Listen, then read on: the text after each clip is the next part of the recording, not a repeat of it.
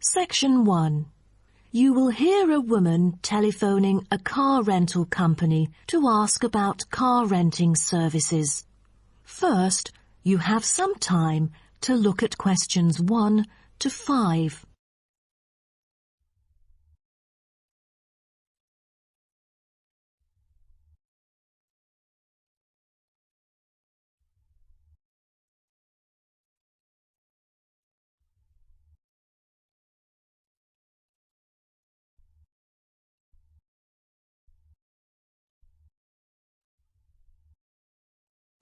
You will see that there is an example which has been done for you.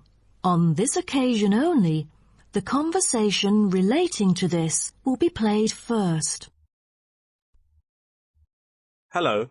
First Choice Car Rental. How may I help you? Oh, good morning. I'm calling for some information about your car renting services. I'm an American, and I will be going on a family holiday to your city from Ohio next month. The woman says that she is an American, so American has been written in the space. Now we shall begin. You should answer the questions as you listen, because you will not hear the recording a second time. Listen carefully and answer questions 1 to 5. Hello. First Choice Car Rental. How may I help you? Oh, good morning. I'm calling for some information about your car renting services. I'm an American, and I will be going on a family holiday to your city from Ohio next month. Okay, no problem. It's our pleasure to serve you. Could you please tell me your name and contact information first? I'm Caroline. That's Caroline.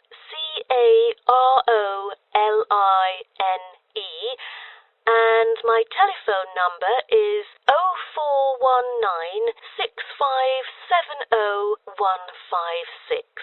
0419-6570-156. Okay, I've got that. And how can I send you our quotation? If you are satisfied with our arrangement, is email all right, or should I send it by post? The latter, please. I'm afraid I'd prefer to read it on paper. That's no problem. I'm considering renting a caravan for a week, but I don't really know the price range for it, since I haven't rented any car through that method before. I think it should be within my budget of $50. You know, we have various caravans at different renting prices, according to the class of vehicle, facilities inside, mileage, etc. I'd recommend the Explorer, taking your budget into consideration, which is of good value and will cost you $39 per day. Is that okay? Of course, that's fine for me. I know the Explorer. That could save me $11 each day. You know, a family holiday will be costly. That van is perfect. I'm glad that you like it. So, do you have any particular requirements about your room in the van? How many beds are there? 1 twin bed. But there are 3 of us. My mum, daughter, and me. So, can we add another bed? No problem. For the facilities, I think a kitchen is the most important. And, of course, the stove. Before you hear the rest of the conversation, you have some time to look at questions 6 to 10.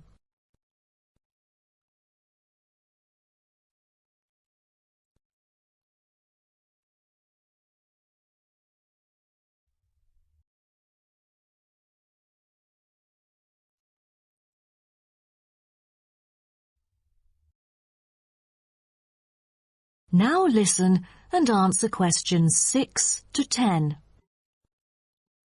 In our vans, such as Explorer, there are all the basic bedding materials you need, like pillows and blankets, as well as some equipment for daily life.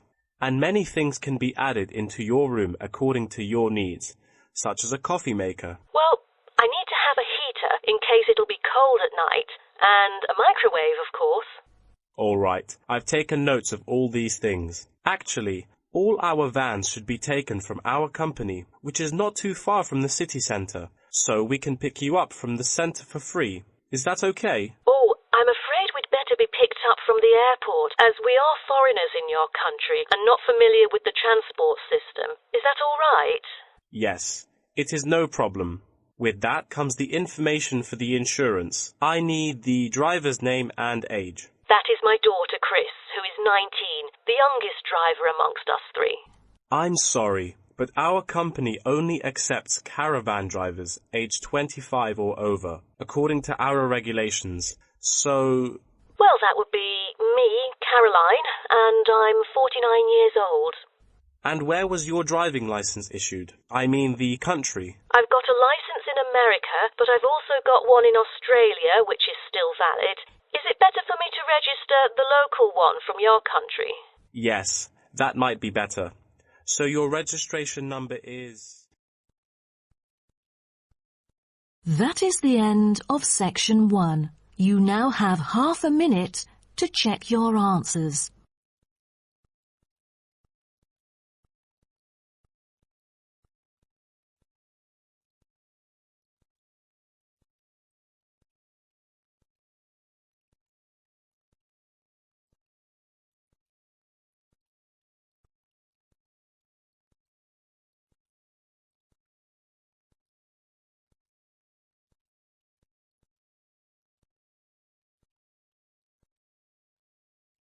Now turn to Section 2. Section 2. You'll hear a talk between a host and a professor called Alison Downing about cocoa beans. First, you have some time to look at questions 11 to 16.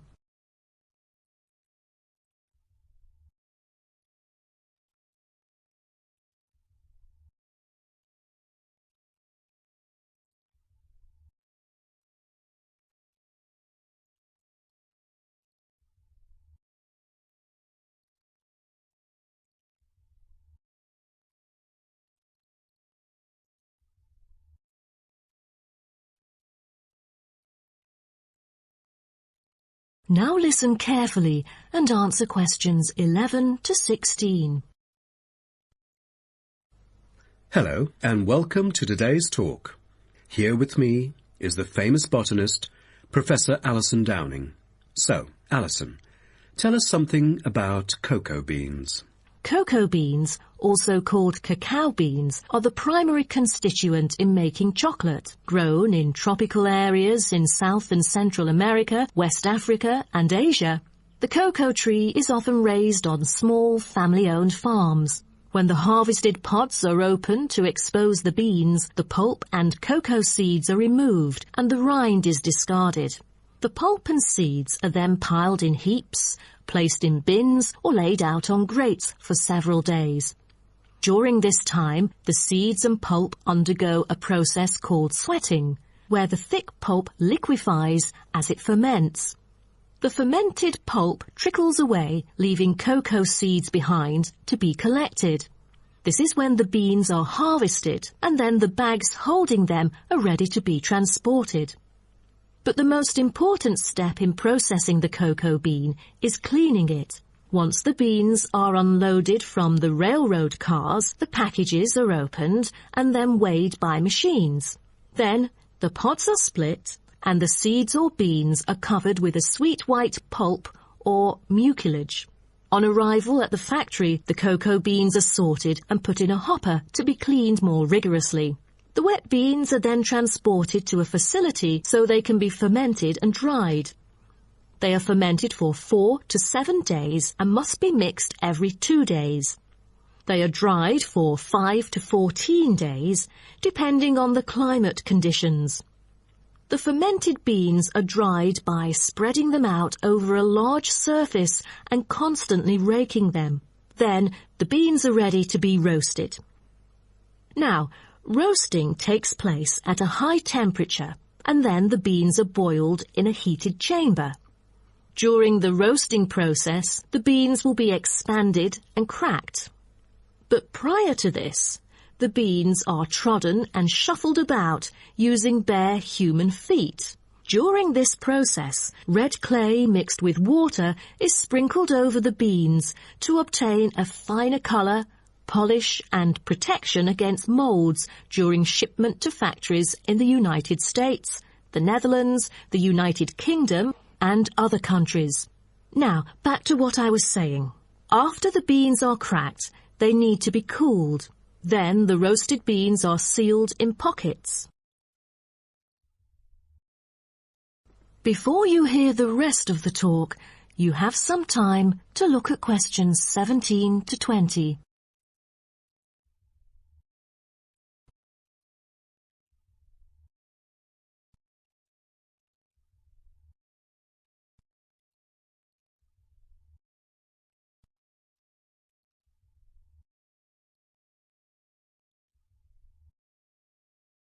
Now listen and answer questions 17 to 20. Wow, that is not a simple process, is it? But someone told me that different roasting levels of coffee can lead to different kinds of flavors. Yes, roasting coffee transforms the chemical and physical properties of green coffee beans into roasted coffee products.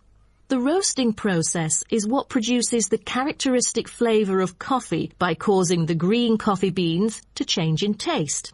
Unroasted beans contain similar, if not higher levels of acids, protein, sugars and caffeine as those that have been roasted, but lack the taste of roasted coffee beans due to the Maillard and other chemical reactions that occur during roasting. The vast majority of coffee is roasted commercially on a large scale, but small-scale commercial roasting has grown significantly with the trend toward single-origin coffees served at specialty shops. Some coffee drinkers even roast coffee at home as a hobby in order to both experiment with the flavor profile of the beans and ensure the freshest possible roast. So here, I'm going to introduce some of these roasted coffee beans and their special flavors. Now, the first crack is lighter bodied and has a higher acidity level with no obvious roast flavor and is popular for its special mild taste. This level of roast is ideal for tasting the full original character of the coffee. The green beans are raw, unroasted coffee beans. They are strictly hard beans with a smoky flavor and are slightly acidic. We've also got French roast, and the flavor that comes across in French roast coffee usually has more to do with the roasting process than the actual quality of the beans. By the time the beans are dark enough to qualify as French, most of their original flavor has dissipated. In its place come the flavors of caramelizing sugar, bittersweet coffee, and often a bit of chocolate. And finally, espresso smoky. That is, coffee brewed by forcing a small amount of nearly boiling water under pressure through finely ground coffee beans. Espresso is generally thicker than coffee brewed through other methods, has a higher concentration of suspended and dissolved solids, and has creamer on top. As a result of the pressurized brewing process, the flavors and chemicals in a typical cup of espresso are very concentrated. Espresso is also the base for other drinks, such as cafe latte, cappuccino, cafe macchiato, cafe mocha, flat white, or cafe americano. That is the end of section 2. You now have half a minute to check your answers.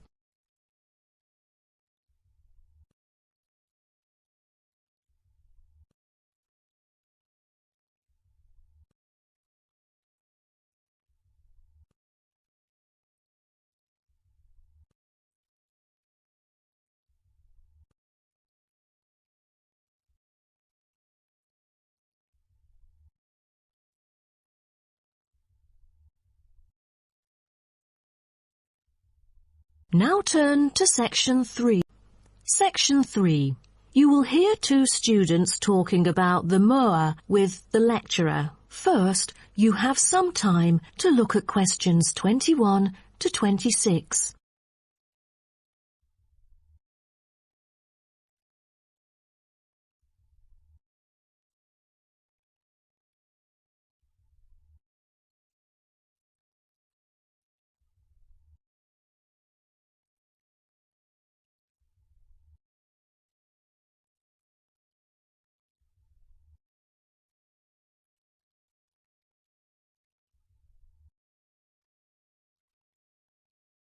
Now, listen carefully and answer questions 21 to 26. Thank you all for coming here today to hear about the moa, a kind of animal which has been extinct for a long time. Well, first of all, we look at what the moa are. The moa are 9 species of flightless birds endemic to New Zealand. They were the dominant herbivores in New Zealand's forest, shrubland and subalpine ecosystems for thousands of years. But around 500 years ago, they all went extinct. When I mention extinct animals during ancient times, you may immediately think of dinosaurs, which disappeared around 66 million years ago. Fossils of dinosaurs, which we use to study, are large in number, but not many of those of moa remain, though both animals appeal to people today. So, the moas sound more mysterious now. But sir, I've got a question about these flightless birds. How can we distinguish them from other birds? That's a good question. Birds are commonly characterized by being warm-blooded, having feathers and wings, usually capable of flight, and laying eggs, while the flightless moa, until their extinction, were the largest birds in the world. Their heads are relatively small in relation to their bodies, and they are the only wingless birds lacking even the vestigial wings and substantial tailbones in their family. That's impressive, but were they born to be like that? I mean, when they were chicks. Yes, absolutely. So let's move on to the chicks. The eggs of moa were laid in nests and incubated for about 2 months. The chicks would be well developed upon hatching, and probably would be able to leave the nests to feed on their own almost immediately. I've heard that the male moa are thought to have incubated the eggs. Is that true? I think there is a possibility for that. I've read somewhere that the sex-specific DNA recovered from the outer surfaces of eggshells suggested that these eggs were likely to have been hatched by the male, but we still need to consult more. But I have a question. There has been some occasional speculation that the moa were still alive, because someone said they had caught sight of them in New Zealand in the late 19th century, or even the 20th. Do you think it's possible? I'm not amazed by that, since that kind of thing has been claimed several times. But I find it funny, because no reliable evidence of moa tracks has ever been found, and experts still contend that moa survival is extremely unlikely. So what was the reason for the moa's extinction? I wonder if it was global warming or some other factors related to their living environment. Well, before the arrival of human settlers in New Zealand, the moa's only predator was the massive Haas eagle. Then the Maori arrived sometime before CE 1300, and all moa genera were soon driven to extinction by hunting. What a horrible thing. Before you hear the rest of the talk, you have some time to look at questions 27 to 30.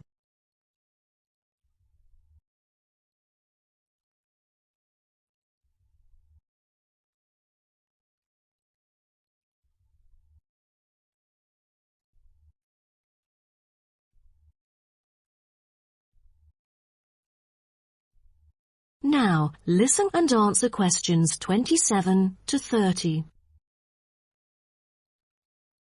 All right. Now let's look at the features of some species of moa. The South Island giant moa may have been the tallest birds ever known, and the second tallest of the 9 moa species is the North Island giant moa, with the females being markedly larger than males, both in weight and height. And I've heard that the smallest of the moa birds are the coastal moa. Is that right? Yes, you were right. And have you heard about any other kind of moa before? I know the crested moa. The eggs they laid may be larger than others. As they mainly lived in the remote interior of the southern island, their fossils are rare or absent in archaeological sites, and no egg remains have yet been identified. Are there any species of moa that have got more fossils? Yes, of course. A considerable amount of remains of the stout-legged moa exist, due to the well-preserved properties of their habitat. Their skulls reveal relatively bad vision, a good sense of smell, and a very short bill. Then there is the eastern moa. They were remarkable in having very long and narrow windpipes, which probably enabled them to make louder, more resonant calls than those of other moa, and had the greatest vocal abilities, so they could communicate when they could not see each other in the forest or at night.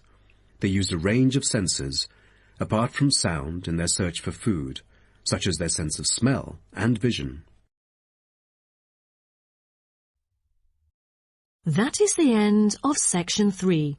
You now have half a minute to check your answers.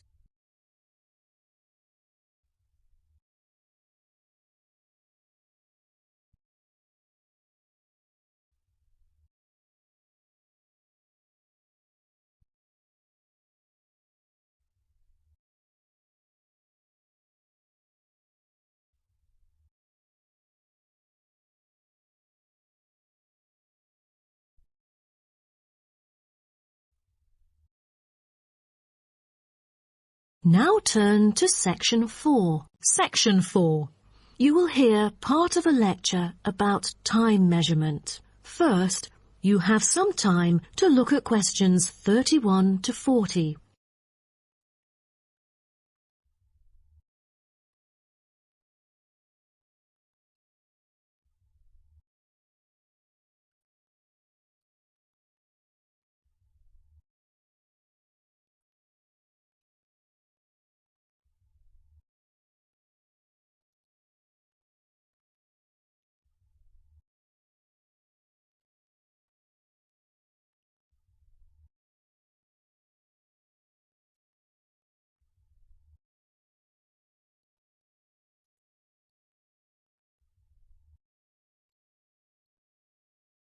Now, listen carefully and answer questions 31 to 40.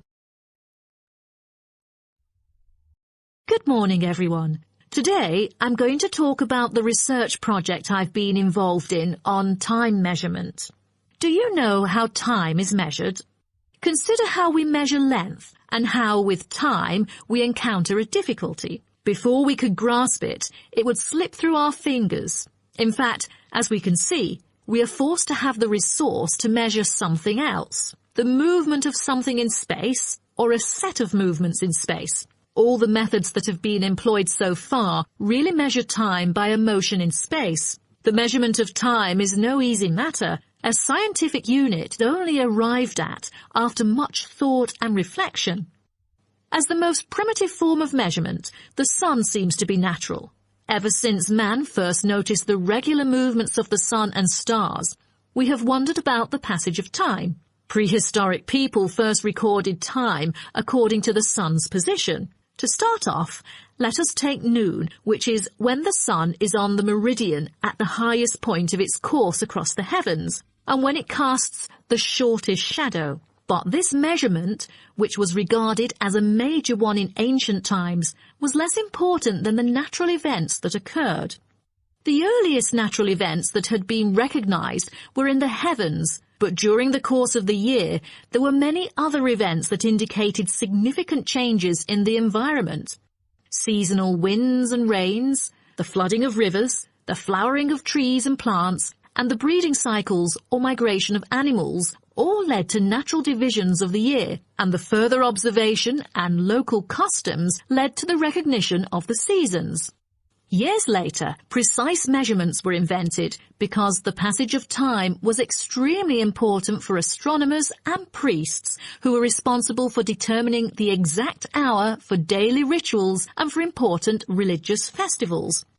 Apart from the connection with religion, accurate time measurement was also related to the government, since they divided the day or the night into different periods in order to regulate work and various events.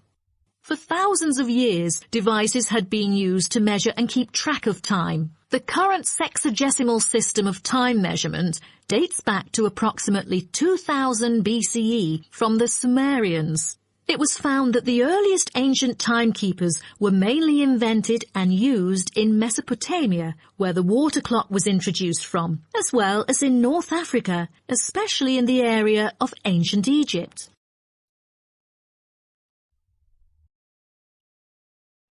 So, now I'd like to introduce you to some of the most well-known ancient timekeepers, as well as the disadvantages of them, for which they were replaced by various new forms of clocks that were used afterwards.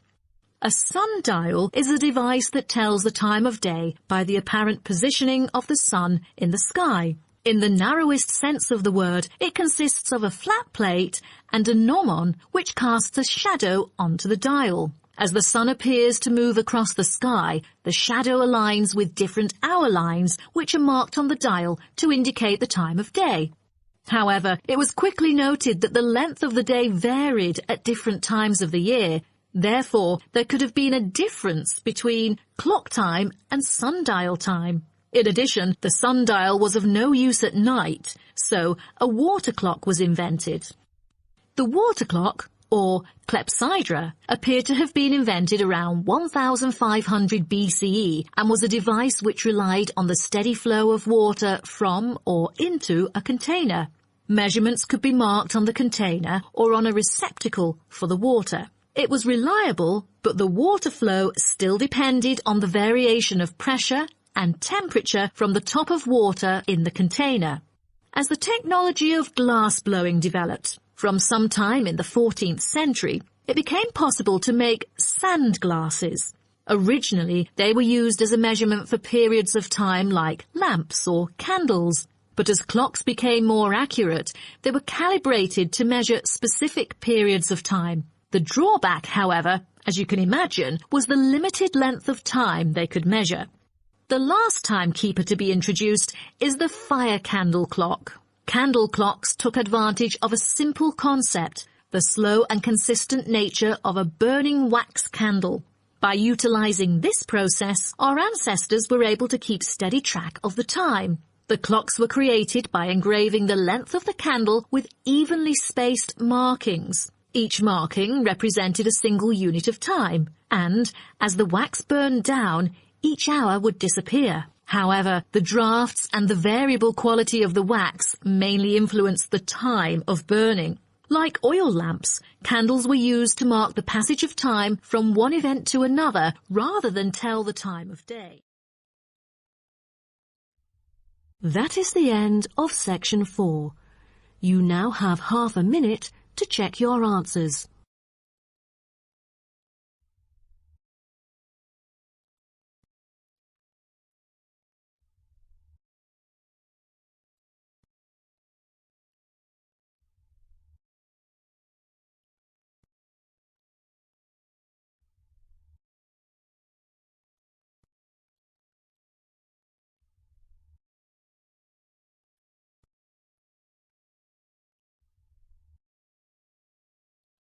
That is the end of the listening test.